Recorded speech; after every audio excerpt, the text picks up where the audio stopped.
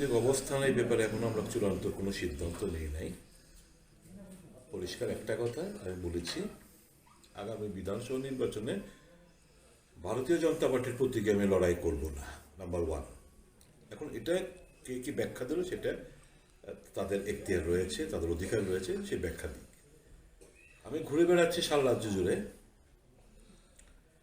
সারা রাজ্য থেকেই কর্মীদের যারা একসময় আমরা দীর্ঘদিন একসঙ্গে কাজ করেছি, যাদের কাঁধে ভর করে গভর্নমেন্ট 25 বছর একটা সরকার পরিবর্তন ঘটেছে, এই সমস্ত কর্মীদের কাছ থেকে প্রতিনিয়ত আমরা মানে ওদের এখানে যাওয়ার আমাদেরকে অনুরোধ জানানো হয়েছে, যেতে পারিনি।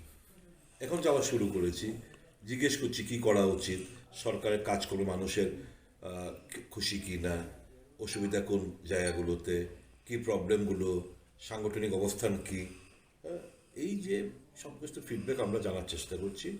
এবং এটার পরে একটা সর্বোপরি ফিডব্যাক নিয়ে আমরা যা সিদ্ধান্ত নেওয়ার আমরা নেব।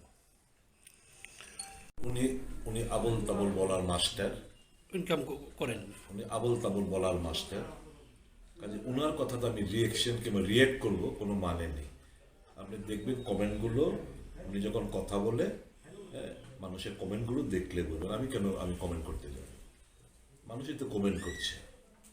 আবল তাবল বললে কে কি মানে আমি কি কমেন্ট করবো বলুন তো? সত্যতা থাকতে হবে, একটা বাস্তবমুখী কথাবার্তা বলতে হবে। আমি শুনেছি 10,000 সরকারি নকরি দিয়া হয়, আর এর আগে বললো কিছুদিন আগে বললো 25,000 সরকারি চাকরি দিয়েছে। আমার সব রেকর্ড আছে, 96,000। তো যারা বলে রিসেন্ট ডকুমেন্টে 90% কাজ আমরা সম্পূর্ণ করে দিয়েছি, তো এই ম্যাটারে কি বলবো, কি প্রতিক্রিয়া দেবো? এই আবল তাবল বলা,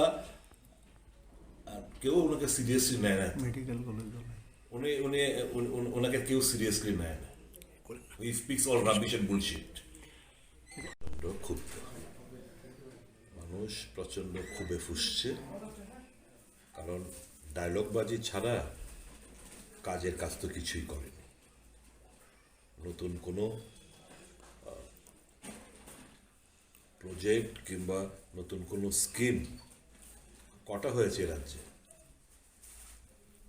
ইনকমপ্লিট ওয়ার্ক আর্লিয়ার গভর্নমেন্টের কাজগুলো সম্পূর্ণ ফলক লাগাচ্ছে। কাজের কাজ কি হচ্ছে? মানুষ খুশি কি? গণতান্ত্রিক অধিকার যদি কারোর খর্ব করা হয়, মানুষ খুশি কিভাবে থাকবে? ভয়ভীতি প্রদর্শনের পরিবেশ যদি রাজ্যের মধ্যে কায়েম থাকে, আইন শৃঙ্খলা যদি স্বাভাবিক না থাকে, পুলিশকে যদি ছোট জগন্নাথ বানিয়ে রাখা হয়, অ্যাডমিনিস্ট্রেশনকে যদি সঠিকভাবে কাজ না করতে দেওয়া হয়, এক ব্যক্তি শাসন ব্যবস্থা যদি কায়েম থাকে রাজ্যে, মন্ত্রীদের কোনো পাওয়ার নেই, বিধায়কদের কোনো পাওয়ার নেই, শুধু এক ব্যক্তির সব কিছু, তো মানুষ কীভাবে খুশি থাকবে? কাজ করতে হবে, উন্নয়ন করতে হবে।